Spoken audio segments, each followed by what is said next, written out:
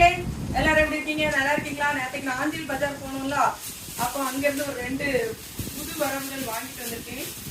பாருங்க, இந்த செப்பல் வாங்கினேன். இது வந்து 300 ரூபா. எப்படி விலை கொள்ளமா?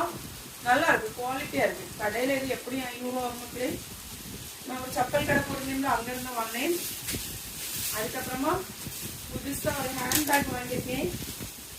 பாருங்க, ரொம்ப நாளாவே ஒரே ஹேண்ட்பேக்கை கொண்டுட்டு போறீங்களா, அதனால சரி புதுசா இருக்கீங்க, நமக்கு எதுதான் வாங்குறோம் அப்படின்னு சொல்லிட்டு வாங்கினேன். ரொம்பவே நல்லா இருக்கு. பாருங்க, இங்க போட்டு காமிக்கிறேன் எப்படி இருக்குன்னு பாருங்க. இந்த பேக் வந்து 300 ரூபா.